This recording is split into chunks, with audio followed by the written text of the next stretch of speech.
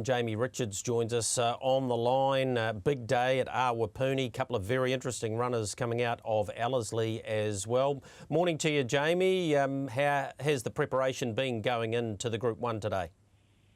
Morning, Greg. Yeah, everything's gone pretty well. I think it's been fairly well publicised that your deal probably didn't work as good as what he usually does on Tuesday morning, but look, it's hard to fault the horse. Other than that, his bloods have been good. He's been eating well, and he looks the picture. He's $2. Hope he takes the ride again. Drawn up nicely in 5. It's been a decent campaign for him. How do you believe he's handled it? And is he giving an indication with perhaps that work on Tuesday that he's not maybe as well as what he has been? Yeah, it's sort of hard to say. Obviously, he's been up for a little while and done a fair bit of racing, but he has had the odd little freshen up here and there. And as I say, before Tuesday's work, we're really pleased with him. His work on Saturday was good, but then again, his work on Thursday was pleasing as well, just going three-quarter and finishing off a little bit. So, yeah, I guess sort of last time we go to the well this campaign, but the horse is in great form and he's a proper little racehorse when the races are on. Jamie is really strong at the end of the Ellerslie feature. 1400 today doesn't give the impression that that should be any bother to him at all. No, I don't think so. At Ellerslie, he sort of got caught out a little bit from a wide gate on a heavy track and overdid it a bit. But when he gets a little bit of cover, he relaxes beautifully. So it'll be up to Opie to get a bit of cover for him today and then let him finish off.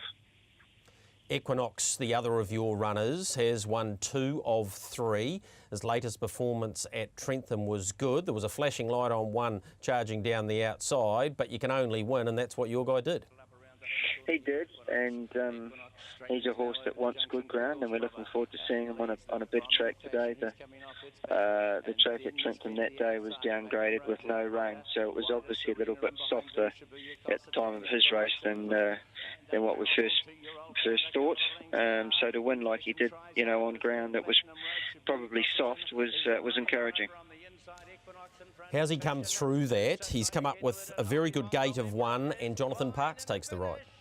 Yeah, Parks is riding in terrific form, the horse as well. I think the draw suits, he should be able to get a little bit of cover, which I think is important, getting up to 1400. He's a colt that probably does want to be chasing something. So hopefully he can get a split sort of from the 600 onwards where he's going to need a little bit of luck and, he'll be closing hard. All the very best with those two in the Group 1 there. What about to Ellerslie, where you have a couple of very interesting runners? The 5th on the program sees Kingsguard return to New Zealand. Of course, he raced here for Chris McNabb as His Majesty. An older horse. I'm sure this is providing you with some unique challenges. Yeah, as you say, he's very well credentialed and well performed in Australia. Probably just perhaps met his mark a little bit over there as an older horse. He's come back to New Zealand. He's enjoyed a change in environment and trialled a couple of times and trialled well. And we're looking forward to getting him back to the races.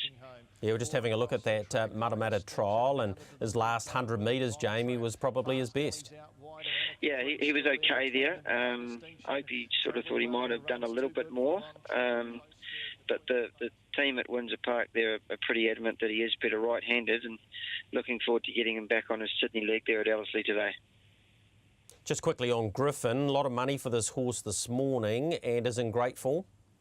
Yeah, working well. This has been the target since a little freshen up after Wairau, and nice draw, claim. Everything looks like, he's ready to go. Good race. Let's go to Sydney, have a look at the Tullock Stakes and In a Twinkling, who of course was a last start second in the Derby. What can you report about the travel? How's he handled that? Horse is in good form, travelled well, went over early and has done his lead-up work over there. Worked nicely on Tuesday morning with James McDonald in the saddle, and we're looking forward to the race. Obviously the rain that we've had overnight, the heavy nature of the track isn't ideal, but we've got a run this Saturday with a view to backing up in the Derby next Saturday. We're watching him finish second in the Derby, and a brave second at that. Was Australia always on the radar, or was it immediately following this that you penciled it in?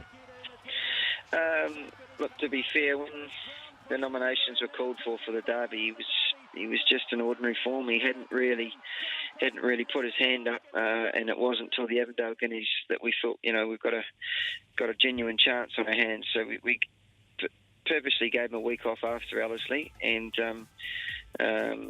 when Ginger Nuts was in Sydney of his year, John Snow went straight to the Tullock and then won the Derby, and we liked the sound of how these races fitted in with a month between runs, so we could give him a little bit of time, and at this stage everything has gone to plan.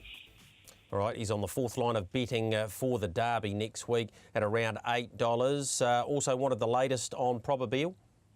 Yeah, pleased with her. She worked this morning and Dad was happy with her work. She'll work at Randwick on Tuesday morning on the course proper, give her a bit of a look around there. But yeah, she's in good form, and we'd love to see her on a better track, and the 1400 is going to suit. It's the English sires there. Costa Vecchio, who of course won the English Millennium, is the favourite there at $6. Jamie, busy day for you. Wish you all the very best, and thank you so much for your time. Thanks very much, Greg.